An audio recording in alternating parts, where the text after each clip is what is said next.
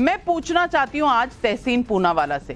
102 सीटें गई पहले चरण में वोट में, और आप देख रहे हैं लगभग बीजेपी राजस्थान को छोड़कर जहां मजबूती में है वहां है। कुछ सीटों पर इंडी गठबंधन के जो घटक दल हैं वो सामने आ रहे हैं, जैसे उत्तर प्रदेश में समाजवादी पार्टी 3 सीटों पर टक्कर दे रही है, और राहुल गांधी इस वक्त बात कर रहे थे एक्सरे की, लोगों को गरीबी से ऊपर उठाने की। मैं पूछना चाहती हूं आज तहसीन पूनावाला जी, आज भी क्या उतना ही कॉन्फिडेंस है जिस तरह पहले फेज में था?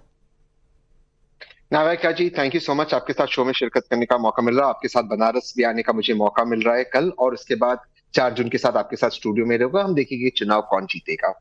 लेकिन आप ही के सर्वे जो आपने अभी आपके शुरुआती रुझान में जो आपने बताया, रुझान तो आप कह नहीं सकते, जो आपने एक अनुमान लगाया, और यहाँ पे यशवंत भाई बैठे, प्रोफेसर साहब बैठे, कि 2019 के मुकाबले इन 102 सीटों में भाजपा की सीटें कम हो रही है। ये माना जाता है। तमिलनाडु जहां पे बहुत उम्मीद थी, भाजपा कह रही थी कि 5 सीट जीतेगी, वहां पे अब उनके उतनी ही सीट आ रही जितने माननीय प्रधानमंत्री जी के प्रेस कॉन्फ्रेंसेस, यानी कि 0। तो कुछ भी हो जाए, इनकी सीटें घट रही है। अब सीटें घट रही है, इसलिए फर्स्ट पोल के बाद प्रधानमंत्री जी ने चालू कर दिया मच्छी, मंगलसूत्र, मुसलमान, भैंस, ये सारी बातें माननीय प्रधानमंत्री ने शुरू कर दी। और जो एम फैक्टर है, मोदी जी का एम फैक्टर, उस पे वो एम फैक्टर पे ही कायम रहे। आप कुछ भी अनुमान लगा दीजिए, मुझे नहीं लग रहा है कि भाजपा ने जो भी नंबर उन्होंने सोचा था वो नंबर आ रहे, उसके करीब भी नहीं आए, शायद बहुमत भी नहीं आएगी। लेकिन एक चीज तो जरूर है कि 4 जून के बाद माननीय नरेंद्र मोदी जी शपथ लेंगे विपक्ष के नेता की, प्रधानमंत्री बनेगा इंडिया अलायंस का, नया प्रधानमंत्री बनेगा और देश को आगे ले जाएगा। चलिए, तो फिर अजय आलोक जी, मैं आपसे पूछना चाहूंगी, पहले फेज के बाद तमाम बातें चल रही थी कि पोलिंग परसेंटेज कम हो गया, अरे इंडिया अलायंस बहुत आगे आ गई, क्योंकि इस फेज में 40 सीटें तो वो थी जो तमिलनाडु की थी, और तमिलनाडु में अब से पहले बीजेपी का ऐसा कोई रेफरेंस पॉइंट ही नहीं था जो कंपैरिजन किया जा सके। क्या इस वजह से ऑपोजिशन ने सोचा कि शायद इस वक्त बीजेपी बैकफुट पे है 400 की पार की बात करते करते? देखिए नविका जी, भारतीय जनता पार्टी या नरेंद्र मोदी बैकफुट पे होते ही नहीं है। हम लोग बैकफुट क्या होता है हम लोग नहीं जानते।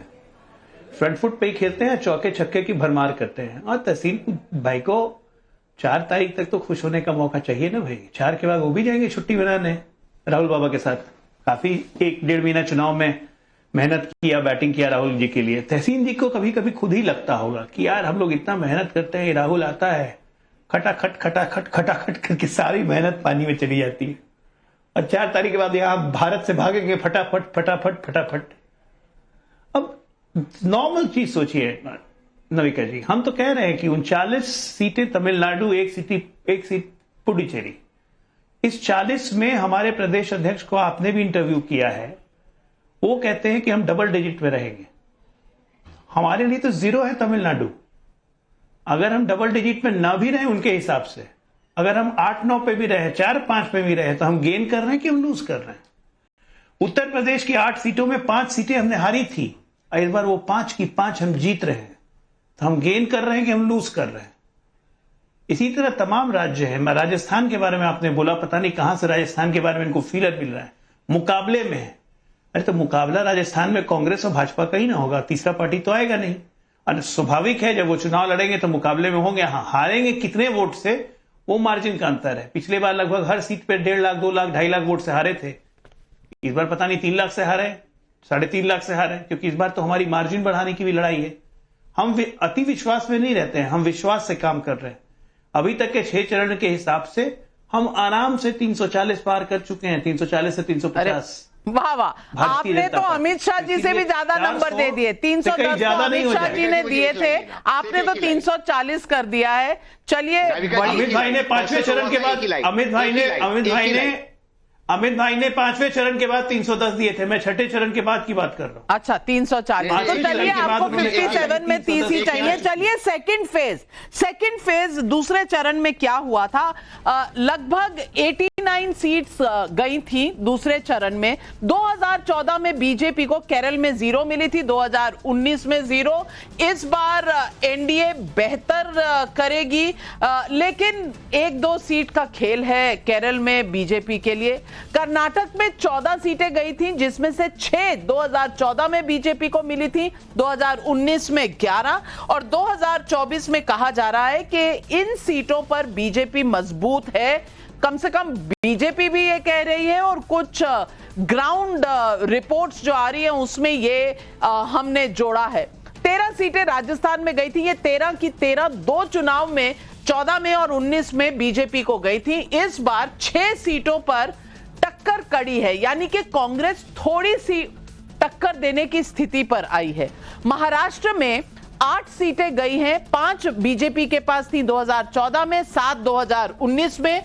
इस बार 2 सीटों पर इंडी अलायंस गठबंधन मजबूत नजर आ रहा है, और यहां बीजेपी को यानी कि एनडीए को थोड़ा चौकन्ना रहना पड़ेगा। यहां क्या होगा फेरबदल, ये तो हमें 4 जून को पता चलेगा। यूपी में 8 सीटें में 14 में मिली थी बीजेपी को, 7 सीटें 2019 में। इस बार इन 8 सीटों पर दूसरे चरण में बीजेपी मजबूत नजर आ रही है।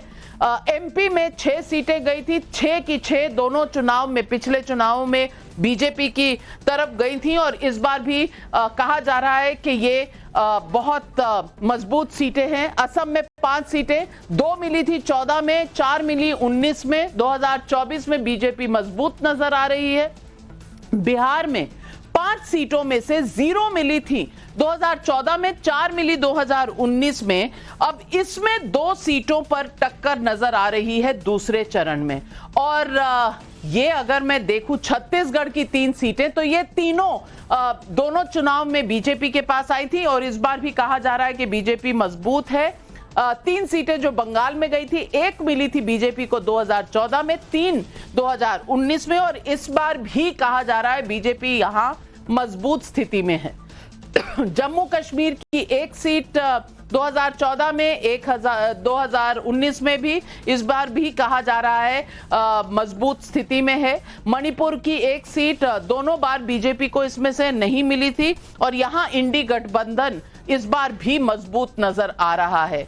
तो ये है दूसरे चरण की कुछ सीटें, और दूसरा चरण वो चरण है, यशवंत देशमुख जी, मैं आपसे पूछना चाहूंगी, जब थोड़े थोड़े स्टेटमेंट्स आने शुरू हो गए थे, एक तरफ प्रधानमंत्री जी का भाषण आया था जिसमें बांसवाड़ा राजस्थान में उन्होंने कुछ शब्द कहे थे जिस पर घुसपैठिए और मंगलसूत्र की बात हुई थी, और विपक्ष एकदम से ऊपर उठकर खड़ा हो गया था, और दूसरी तरफ सैम पिट्रोडा जी की एंट्री हो गई थी इस चुनाव में इनहेरिटेंस टैक्स को लेकर, और वो जो चीनी, अरबी और अफ्रीकन बोलने की भाषा में जो उन्होंने कहा था, आप कैसे देखते हैं? क्योंकि कई लोग अपने अपने आकलन दे रहे हैं। योगेंद्र यादव ऑलरेडी कह रहे हैं 248 से 260 तक बीजेपी जाएगी। प्रशांत किशोर कह रहे हैं 300 प्लस होगा। आप कहां खड़े हैं? देखिए, दुर्भाग्य ये है कि संजय भाई मेरे और जय के ऊपर इलेक्शन कमीशन का